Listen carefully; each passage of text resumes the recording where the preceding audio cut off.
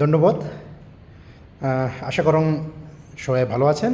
মুই ডক্টর নারায়ণ বর্মন। তো আজি চাংরাঘরের রাজনীতির মোর এই চ্যানেলত আজি যে বিষয়টা আলোচনা করিম সেটা হল যে সাম্প্রতিককালে আমার ভারত সরকার মায়ানমার বর্ডার দিয়া যেটা কিনা প্রায় 1600 কিলোমিটার 1643 কিলোমিটার মায়ানমারের সাথে আমার ওপেন বর্ডার আছে। যেমন ভারতবর্ষের সাথে বাংলাদেশের পুরো ওপেন বর্ডারটা আছে, সেটা মোটামুটি 4000 কিলোমিটার।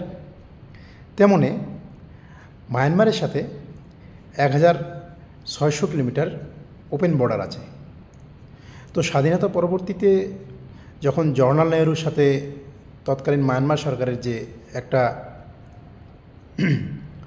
চুক্তি হয়, সেই চুক্তি অনুযায়ী দুই পাকে মানে ভারতের এদি থাকিয়াও মায়ানমারের অদি থাকিয়াও আমার যে অ্যাকচুয়াল যে বর্ডার লাইন আছে মানে বাউন্ডারি লাইন আছে 40 কিলোমিটার মধ্যে নির্দ্বিধায় ভিসা ছাড়া ভারতীয় লোক 40 কিলোমিটার মায়ানমার তো যাবার পাবে, আসির পাবে, তার আত্মীয় বাড়ির থাকির পাবে, আসির পাবে। তার সাথে সাথে মায়ানমারেরও লোক ভারতের 40 কিলোমিটার পর্যন্ত আসির পাবে, থাকির পাবে এবং চলাচল করি পাবে। এটা কয় হচ্ছে ফ্রি মুভমেন্ট রিজিম।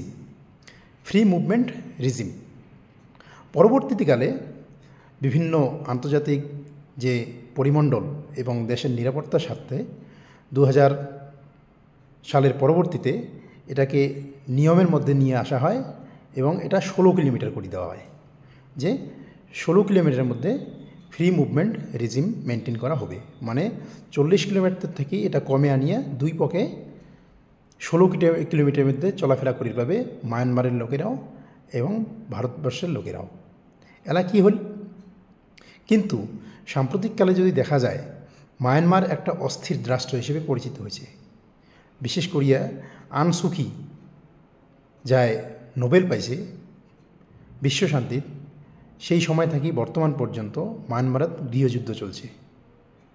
মায়ানমারের যে জুন্টা সরকার, সেই জুন্টা সরকার তার সাথে সাথে অন্যান্য স্থানীয় বিদ্রোহী গোষ্ঠী আর তার সাথে সাথে স্থানীয় নেতৃত্ববৃন্দের মধ্যে একদিকে গৃহযুদ্ধ চলিত হচ্ছে, আর অন্য পাকে মিজোরাম, মণিপুর, নাগাল্যান্ডের মতো রাজ্যগুলোর এই মায়ানমারের যে ওপেন বর্ডার যে ভারতবর্ষের সাথে আছে, সেই সুযোগ নিয়ে কিছু দেশবিদ্রোহী গোষ্ঠী বিভিন্ন রকম ড্রাগস চালান, হিরোইন, কোকেইন, এই সমস্ত চোরা কারবারিগুলা ব্যবসা করে দিচ্ছে। আর তার সাথে সাথে বিশেষ করে মণিপুরত বিগত 2-3 বছর থেকে যে চলিত হচ্ছে যে গোষ্ঠীদ্বন্দ্ব, বিশেষত মেইতেই, নাগা আর কুকি, এই যে ট্রাইবাল গোষ্ঠীর যে দাঙ্গা, সেই দাঙ্গার মধ্যে ভারতবর্ষের যে ইন্টারনাল সিকিউরিটির জন্য যে গোয়েন্দা আছে, সেই গোয়েন্দাগুলো দেখছে যে মায়ানমার থেকে বিভিন্ন আর্মস, কোকেইন, হিরোইন, ড্রাগস যেমন আসিত হচ্ছে, তার সাথে সাথে অ্যান্টি সোশ্যাল এলিমেন্টস অনেক মায়ানমার পার করিয়া ভারতবর্ষ আসিত হচ্ছে। আর এই ভারতবর্ষ আসিয়া ভারতের যে স্থানীয় যে দাঙ্গাগুলা সংগঠিত করে দিচ্ছে। এটা একটা ইন্টারনাল থ্রেট আমার কাছে, কেননা ভারতবর্ষের যে কোনো রাষ্ট্রীয় নিরাপত্তার স্বার্থে আমার ব্যবস্থা নেওয়া একান্ত কর্তব্য।